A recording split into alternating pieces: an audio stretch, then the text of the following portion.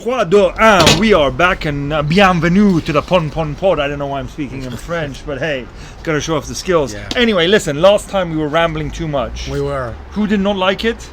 Cayman foxes. Cayman foxes, they don't like it. Yes. Hold on 1 second, I don't want to get a parking ticket. Let's see. Good, my man. All right, we're good. Anyway, yes, Cayman foxes didn't like it. We won't ramble. We're going to cut straight to the chase. But before we do, please like, comment, and subscribe. Subscribe, very important. We need those subscriptions. Anyway, we are going to talk about one of our favorite scenes in modern day cinema. Correct. And it's a little bit unexpected because in this scene, there's no action, there's no CGI. Jiggery pokery. There's definitely no jiggery pokery. It's just straight dialogue. Correct. Okay? But it's so impactful, it's so effective. Why don't you break it down? Tell them the tale of the tape. We're talking about J.C. Cander's 2011 low budget financial masterpiece, Margin Call. Margin Call. Okay. What does the JC stand for? Juicy kumquats. Yes, correct. Does kumquat start with a Q or a C? I don't know. I believe it starts with a K. But anyway. Yeah, okay. Yes. Juicy coconuts, Chander. Okay, now, for lovers of financial films, or right, financially, what's themed. it called? Financially themed films like Wall Street, my potentially my favorite film of all time. Yeah. Wall Street 2, Money Never Sleeps, your favorite movie of all time. Yes. And I know you're still hankering for Shia LaBeouf to have been nominated for Best Supporting Actor. Absolutely. Have you gotten over that yet, or not yet? Never. Okay. Boiler Room. Great an one. underrated Great masterpiece, one. by the way. Great okay. One. Yeah. And of course, The Big Short, another great and one. don't forget Bruce's Millions.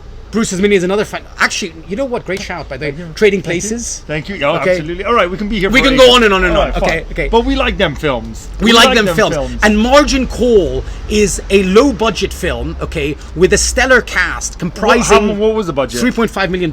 Interesting, since it's got such a array of 100%. 100%. Right? But I think the script was so topical and meaningful. That's true. And it was a metaphor for the 2008 subprime mortgage collapse. And then the ensuing global financial crisis, 2009. Right.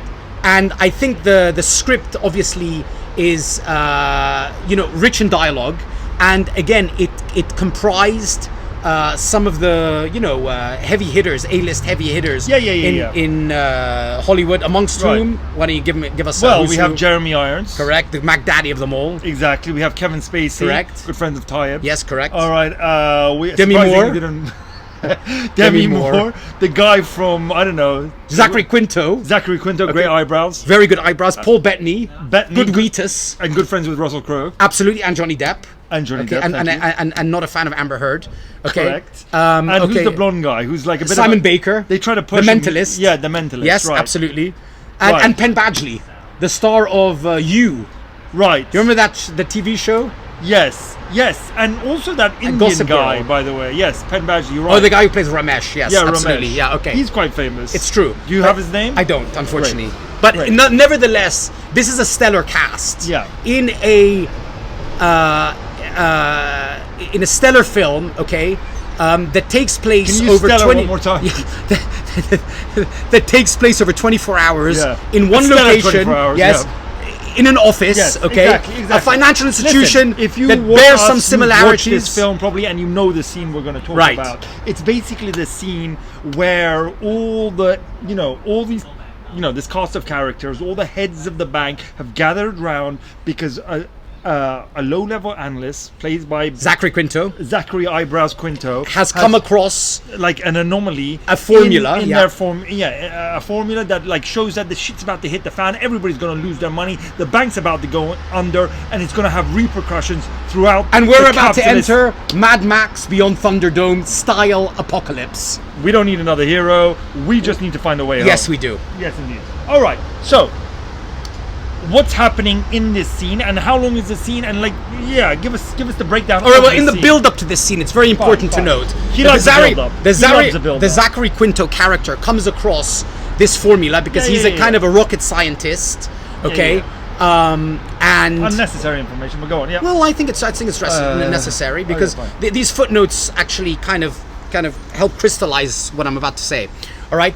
And over the course of the ensuing few hours, you really get to see how the chain of command in a financial institution similar to that of Lehman or Bear Stearns or any one of these banks that went under, which is basically what this film is kind of exactly like reflecting on. Right, exactly. So you see the Zachary Quinto character pass the information on to Paul Bettany, who is his superior, who then passes it on to Russell Crowe. Oh, actually, Stanley Tucci actually is Tucci? first. Tucci, we forgot Tucci? him. Yeah. I mean, one of the best attired men. Is he the man who they need to go get? Eric Dale. Okay, yes. fine. Yes, it's true. Tucci. Okay, so and then from Tucci to Bettany to then Kevin Spacey, who's head of the trading floor. Okay. Quinto, Bettany, Tucci, Spacey. Thereafter, Demi Moore and Simon Baker.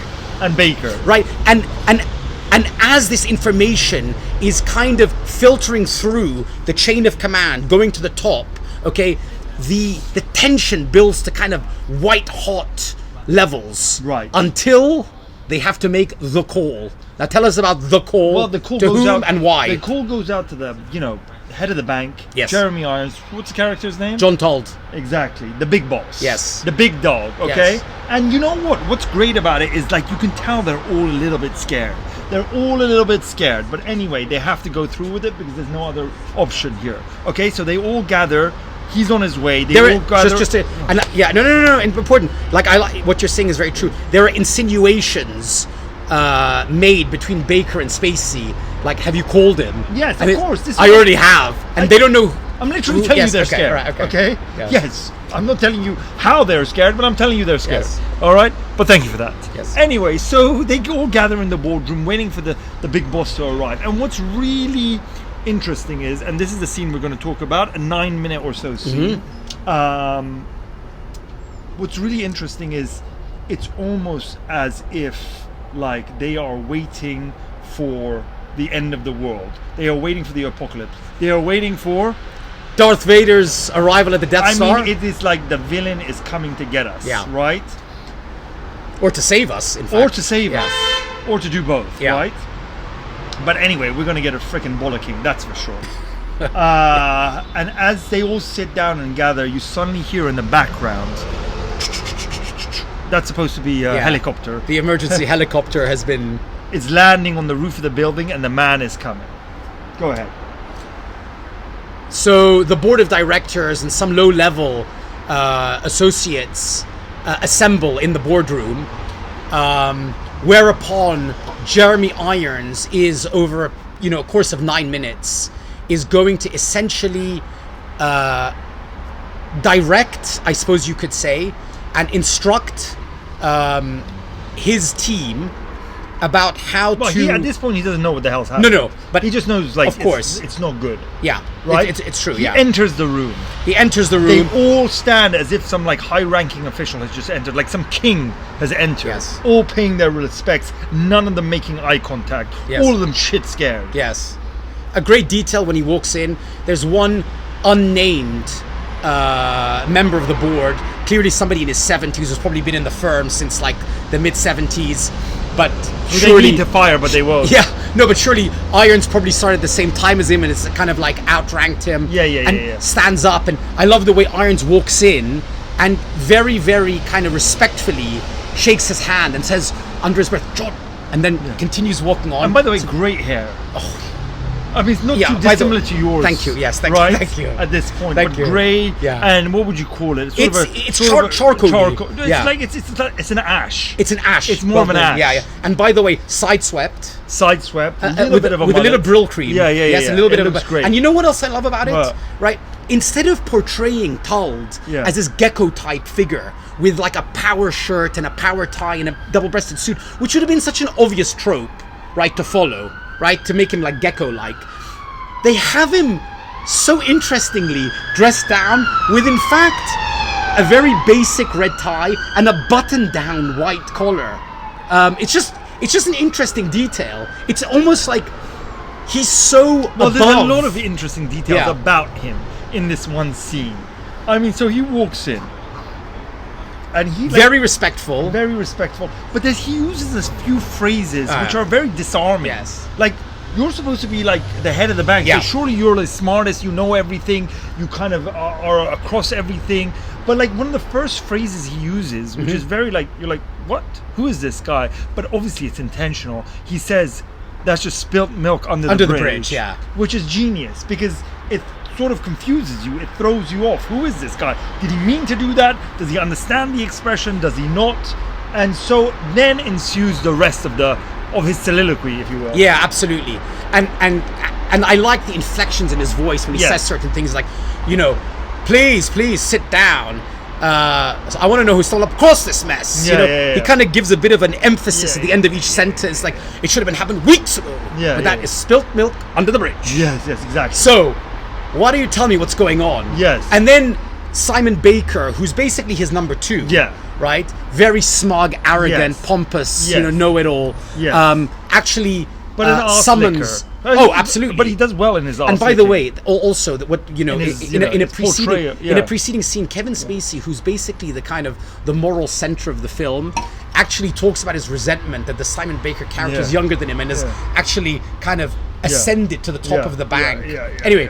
But yeah, you're supposed to really dislike the Simon Baker character. He summons Zachary Quinto, who's come across the formula. Yeah, he's like, I don't want to hear from you. Yeah. Let's hear from that low-level analyst Correct. who figure this out. And that interaction between the guy at the bottom of the food chain and the guy at the top is so strong and powerful and yet subtle. And Zachary Quinto, by the way, mad props for like his acting. Yes. Because he starts trying yes to... and no. I'll tell you, I don't completely love it. But go on. Well, he starts to sort of very, very nervously and tentatively tell. Correct. Yeah. He does start off well. Yes. But then he kind of ruins it. Anyway. Why do you think that? I'll tell you that. I'll tell you why in a minute. Okay, but in any case, what he does, what I think he does is he tries to explain to him the scientific nuance behind everything. Yes. And Jeremy Irons essentially tries to put him at ease. Says, just sit down, stand up, just tell us in a calm, clear voice, and explain things to me as if I was a newborn child or a golden retriever, which is a famous line. By the way, yes, he says that. Yeah. However, what's interesting is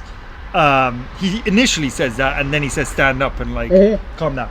But then what Quinto then goes on to say is very in depth and in detail, and he's talking. I mean, sure, to them it's like speaking to a golden retriever, but for an unknowing audience, it's still quite complicated. Sure. Yeah, Do you know what I mean? Yeah, I get what you're saying. That sort of like contradiction is quite funny to me because I, for one, don't completely get it, but you know what I'm saying. But do you like Quinto's acting? Okay, so see, here's what I have an issue with.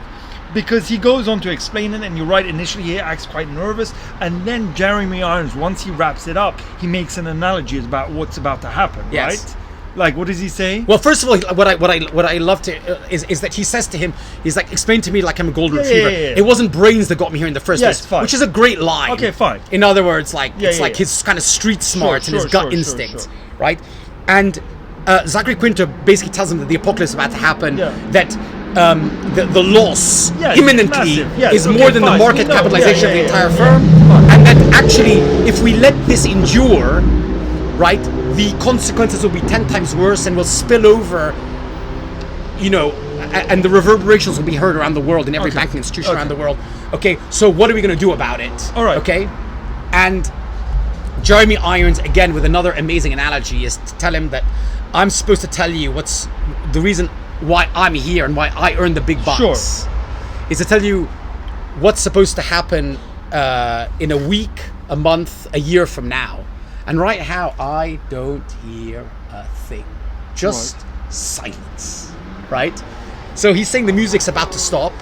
Okay, and what are we going to do about it? No, okay, you've kind of mixed it all up. Okay. That's not the order, and it goes in. Right. Okay, he first saying we're basically holding the biggest pile of excrement. Odorous excrement. No, yes, he's like the music is stopped. So what you're telling me is we're holding the biggest pile of whatever excrement. The music is stopped, and we're like, and then this is what I don't like about Quinto. He goes, well, I don't quite agree with you because if I'm going to use your dude, you're a nervous little shit. You're going to agree with the boss, whatever he says. You're not going to then rebut him and be like, no, your analogy is not quite right. It's this and this and this. Do you know what I mean? I think he doesn't That's why I don't think it kind of chimes well with the character. Okay, well, I think he's trying to be kind of delicate in his assessment because I he's know, low but ranking. you're not gonna talk back to the boss. Well, he's not gonna- really talking if you're back. like a nervous little analyst, which he starts off being. Yes. Yes. He's like, okay, this, and then the boss says, this is what it is. He then turns around. It's like, no, that's not exactly what it is. It's this. That's what I'm saying. Okay. That's my opinion. Fine. Okay. Sue me. Okay. Okay. But as you said, that. And then we go into the line where Iron says, you know why I'm the fucking guy here, because I know what's going to happen. I predict the future, blah, yes. blah, blah. A day, a week, a month, a year from now. Fine. Right. And that's it. That's it. Right. So he's really dumbing down essentially what his job is and why he's like basically a billionaire and the head of one of the most prestigious financial institutions and so on and so forth. And yeah, so they're going to be holding the biggest pile of odorous excrement ever assembled in the history of capitalism. Not according to Quinto, but anyway, go on. Suddenly he's cocky. And also, by the way, the Iron's command of the room, the way he stands up and looks and kind of like walks towards the window, kind of stares out Well, listen, man, and he's probably like yeah. he's looking at all of Oh yeah, wider Manhattan. By the way, yes. And Yeah. this is a great shot, by the way. And they're all like, what's great? I mean, they're all very good actors because you can just feel how scared they all are of him. Nobody knows what to say Yeah. because he then sits down and asks everybody else for their opinion once he's done with Quinto Exactly, and yeah. his eyebrows. He's like, okay, great job, you've done well. Yes. Apart from when he's talked back to me, but anyway, we'll move on. So he sits down and he's now asking the senior members, what do you think? And they are all so scared. And there is one great shot of the blonde boy, what's his name? Simon Baker. Right on. And he's like pretending like he's doing something. Like, oh yeah, let me flick through the papers, which is something we've all done when we don't know what else to fucking do. Actually, like, oh, let me go through the numbers again one more time. Which is great acting on his part. Actually, absolutely. And actually, at the start of that scene, when initially he asks Jared, Simon Baker character, like, and he's like, who's come across this mess? Yeah. And Jared tries to give him some technical speak, and he's like, Jared, just speak to me in plain English. It's too early in the morning for that, you know. So he it's about cutting through all the crap. Yes. He just cuts through the crap. He's like a macro problem solver. He doesn't care about the details, right? Yeah. So exactly right. So Quinto's telling him basically like we're on the verge of like financial apocalypse. What are we going to do about it now? And he asks, the wider. Bro, I literally just say that. Why do you keep going over what and Mr. Cohen, Mr. Robinson, right? What do you have for us? Yeah. Neither one answers. And then again, Tull basically tells them, what is it I told you when you first came to work for me? There are 3 ways to get ahead in this business. Be first, be smarter, or cheat. Now, I don't cheat. Well, that's interesting when he says I don't cheat, because then they go and proceed to cheat. It's gray area cheating, right? No, it's but gray area.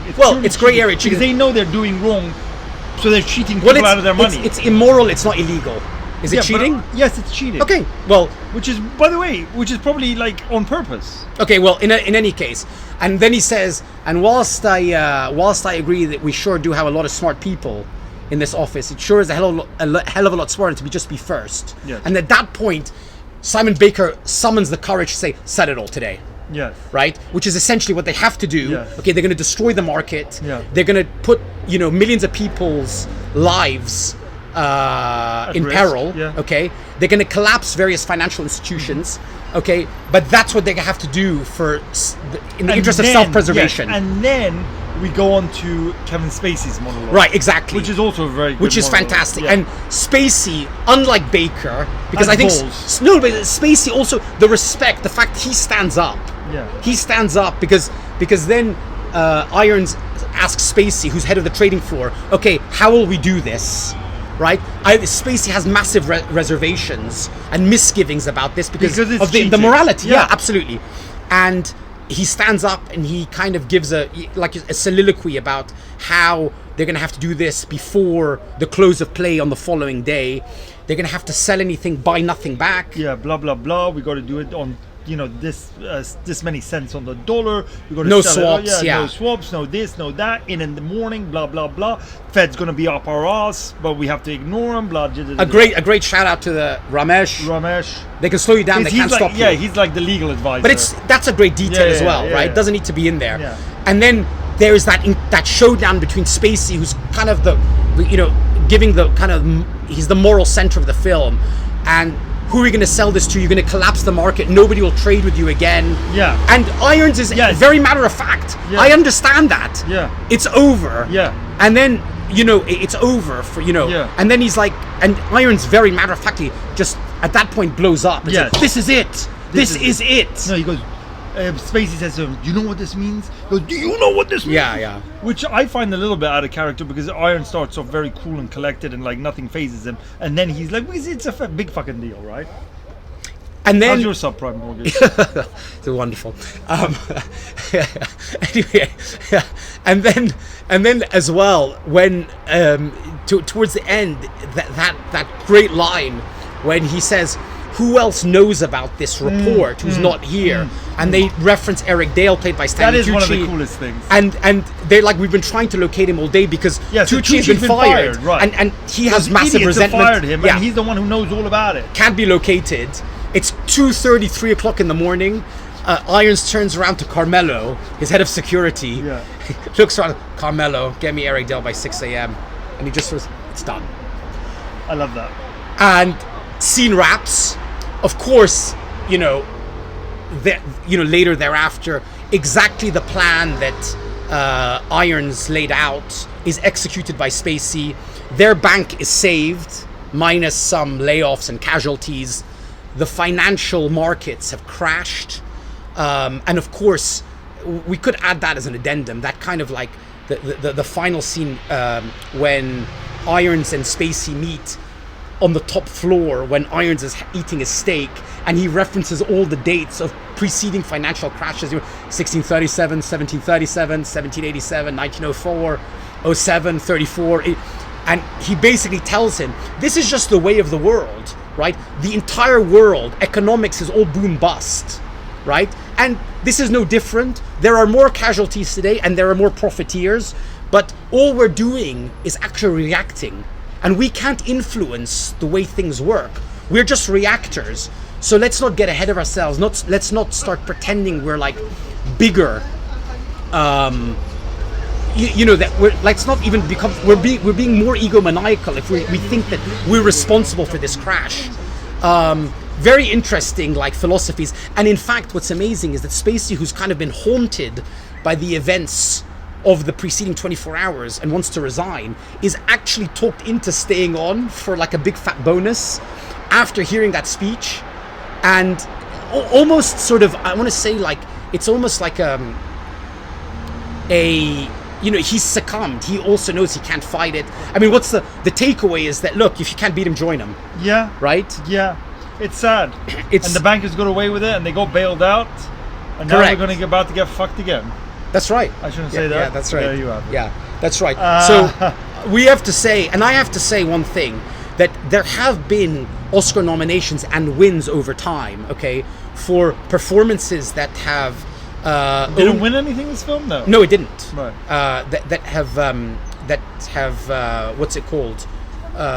Only comprised or endured a few minutes of screen time. I think Judi Dench is one of the most infamous wins for, I can't remember which periodic, Elizabeth or one of these films, where she was on screen for like 8 minutes and won Oscar.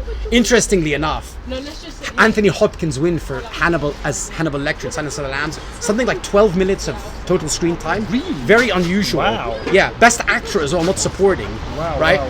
Wow. But this performance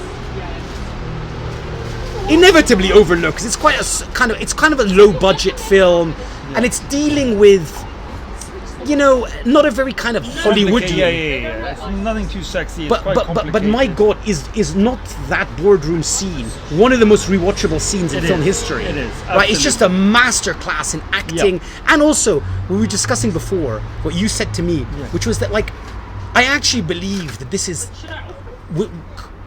very conceivably an authentic conversation amongst people in a bank. I don't completely think so, because I don't think any like head of a bank is going to say spilt milk under the bridge and things like that. But it adds to it, absolutely. It makes it a great scene, absolutely. And yeah, I mean, and you know what's interesting with all these like A-list Hollywood stars, that they all like kind of, they're not all trying to steal the limelight. No. You know what I mean? They all give themselves. I mean, and they all do a great job, really.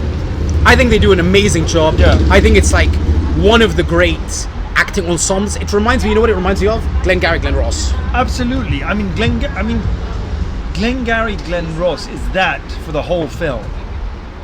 Absolutely. Yeah. But at a much lower level of. Sure, the stakes are a lot lower. Yeah. But, but that doesn't make a difference. No, it doesn't. No. But it's the same kind of thing. And Yeah. actually, Glengarry's was a play. Far more superior. What, Glengarry? Yeah, I think Glengarry is like one of the greatest films of all time, obviously. That's our cue. Yes, that's our Anyway, cue. subscribe, like. Good job. Oh, yeah. Boom.